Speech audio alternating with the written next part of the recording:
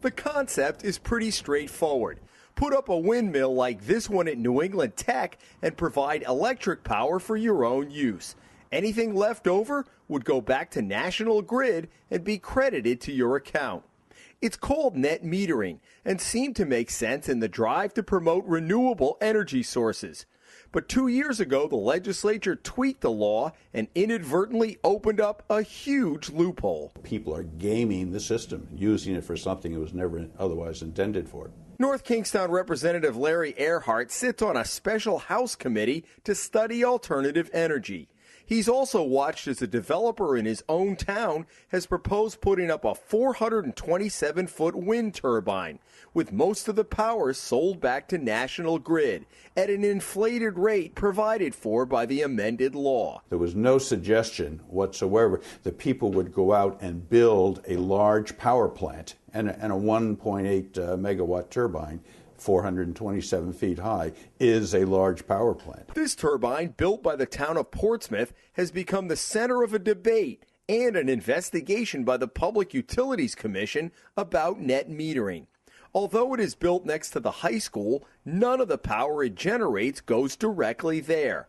Instead, 100% is sold to National Grid at the retail rate rather than the wholesale rate, about 1.5 times higher. My knee-jerk reaction was wind power is a great idea. It's clean. It'll help, reduce our dependence on fossil fuels. And when I started finding out that wasn't the case, I said, wait a minute, people aren't being straight about this. Ben Riggs is a semi-retired manufacturing executive who lives in Newport. Last fall, he wrote the PUC questioning Portsmouth's arrangement with National Grid, which did not require PUC approval. He raised enough issues that the commission has launched a full investigation and may hold hearings at some point down the line. This was not something to supply the town of Portsmouth. This was a industrial-sized wholesale generation system to compete with normal gas, hydroelectric, and other power sources. So in effect, a mini power plant. A mini power plant that, because of public subsidies, is going to cost the public 3 to 4 times as much as normal power would. They're not really interested in the high school or the town. They're interested in making money to support the town's budget. So they portrayed this as saving $250,000 a year. Actually, what they're doing is they're getting $500,000 a year from other taxpayers and ratepayers throughout the state of Rhode Island.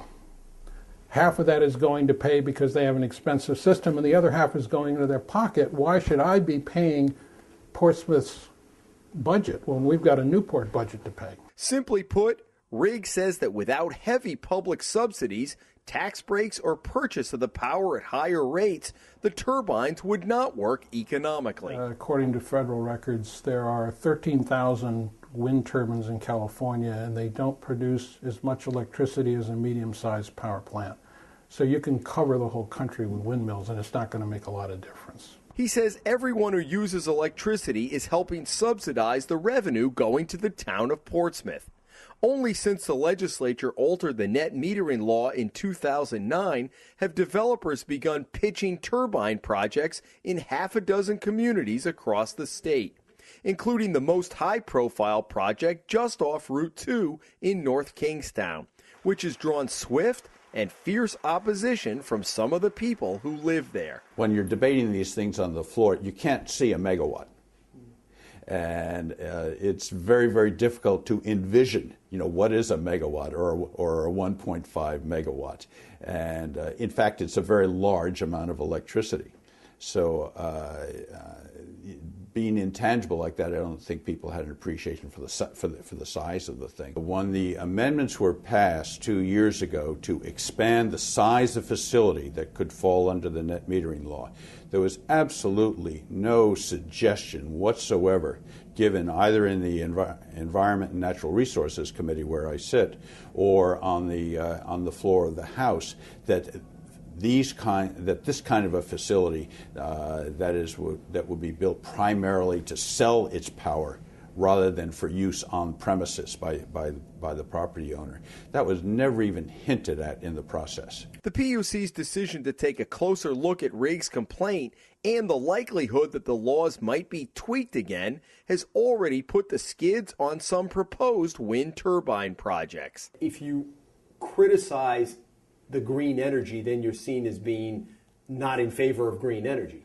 That's a very serious problem, unfortunately, because there are zealots on both ends of the spectrum on this, and people become extremely emotional about it. I'm sorry to say, and one of my great points is that, and I do not disagree at all, we have to do things about carbon emissions. But that doesn't necessarily mean that you have to have the power plant right here in the community. Because if the economics were artificially contrived in the first place, it's not necessarily a bad thing to be tailoring that so it's a more rational set of economics. Ben Riggs is more blunt in his assessment. The only thing green about this is the money. Jim Hummel for the Hummel Report.